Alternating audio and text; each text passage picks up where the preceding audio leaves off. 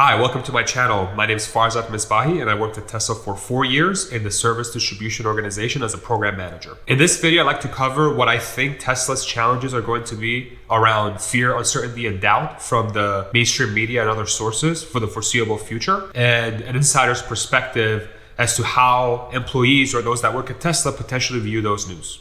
Now, if you've heard the word FUD being thrown around, FUD stands for fear, uncertainty, and doubt. And that's essentially a technique that's used by mainstream media, publications, different sources on the internet that attempt to take information around the subject and put it through a lens that seems unfavorable. They may be using factual information, but they're not presenting it in an honest manner. They're using that information to fit a certain agenda. In my personal opinion, for the last probably decade, my personal trust in a lot of different sources, especially sources that I viewed as very prestigious, have eroded dramatically. Unfortunately, this is not something I believe is really a cause of bad people. I think it's the incentive structures around media in the present day with the way the internet's taking over everything. It's forcing these companies to be much more clickbaity, much more sensationalist. And so the incentive structures are broken and they incentivize writers, publications, Twitter users, whatever, Facebook groups, I don't know, to really exaggerate a situation that is way beyond what is actually happening. And what's been interesting for me is that beginning in 2012, 2013, I became a Tesla investor. And in 2017, I worked for Tesla through September of this year of 2021. I got to experience that FUD as an insider and as an outsider. And what's very interesting to me is that having worked at Tesla and knowing the amount of FUD that was being spread around that Model 3 ramp, I think it's going to work against these publications pretty dramatically here in the next decade. So what I mean by that is that there was so much fear around Tesla going bankrupt, Elon Musk being a psycho, insane person, company committing fraud, the company killing people on purpose with autopilot. I don't know, just freaking name it, right? Since then, what has happened is the company has been endorsed by the broader markets through its stock price and through a lot of mainstream publications, right? Tesla has sort of become this darling, this tech darling, right? And so what that has done, in my opinion, I think it's given a lot of folks that work at the company a lot of confidence that what they're doing is the right thing, right? What they're working on a daily basis is the right thing. That as long as they keep doing what they're doing, they have nothing but assured success. They've become very hardened through those years, not just from the FUD stuff spreading and overcoming it, but the work itself at Tesla is very intense. You know, it's very grueling. And I cover this in my first video, which I'll link to somewhere in this video.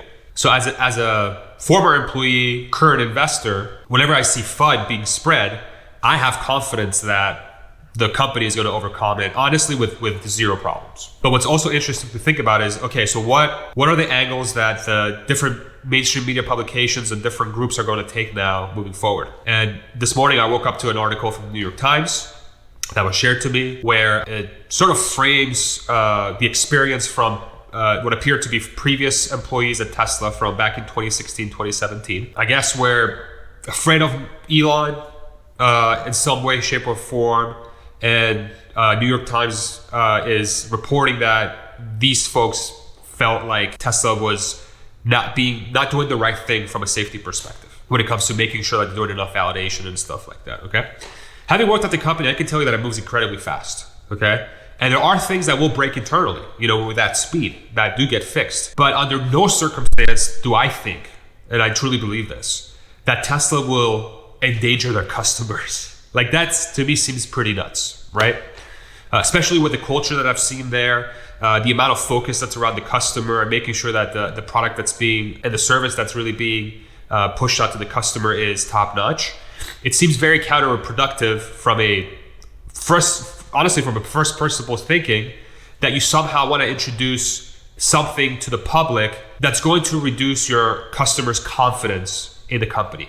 Right? So case in point, autopilot or full self-driving are things that, you know, with the data that has been shared by the company, has already been proven to be significantly safer than a human driver under certain conditions, right? And with a full self-driving beta rolling out, the hope is to apply that not just on highways, but everywhere. And so the intent there is for Tesla to have the safest cars on the road, period, under any circumstance, driver or no driver. So then why would Tesla ever, you know, just logically thinking about this as somebody who's worked there, why would they ever want to risk that, right? By knowingly putting stuff out there that was going to endanger a customer. To me, that seems pretty unlikely. And I don't have direct connections to the autopilot teams at all. I was on the service side, I worked on distribution, but I know the culture and I know what that company is all about, and I know the people. That notion is not, I just don't see it. I don't see it, right? But that's besides the point. What I think is going to be very interesting to see now in the coming years is that the media, parts of the media, and I don't want to just throw every single outlet under the bus here, but it does seem more often than not that Tesla will get unfavorable coverage from certain publications. I'm not going to name them. And I think a lot of those things are not going to be around full self-driving.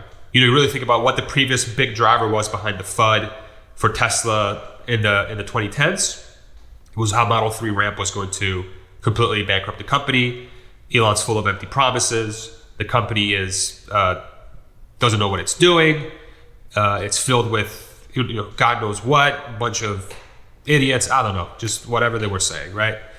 So that's the 2010 saga. I think the 2020 saga is going to be full self-driving is going to kill people. It's unsafe. How dare you only use cameras? LiDAR is way better. Tesla's willingly killing people to try new technology. Elon is just hungry for money, and that's all he wants to do. So on and so forth. The list goes on. From a company perspective, I think they're going to be just fine. They're going to keep focused, knowing those guys there. As many as I met on the service side and some of the other sides of the business. These guys they're strong-headed, conviction, confident. They believe in the mission.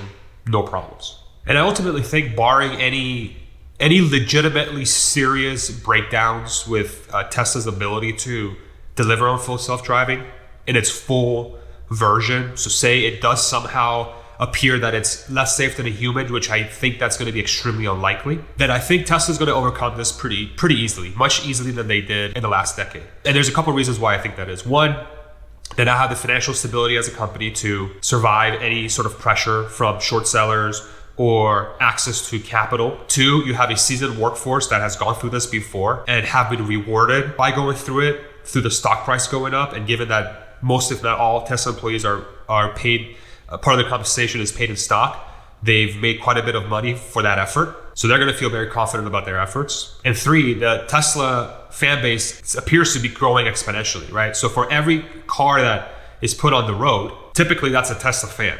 And that Tesla fan is going to tell their friends about what an amazing product it is. And you have this sort of multiplier effect on that growth, right? So in the 2010s, where that FUD did impact Tesla's ability to grow from a stock price perspective or from a reputation perspective, a safety concern perspective, I think the 2020s are going to be tougher for these different publications and sort of vested interest to make that big of an impact. The gap's going to widen. More and more people are going to see through the BS, to be honest, and they'll know what they're dealing with.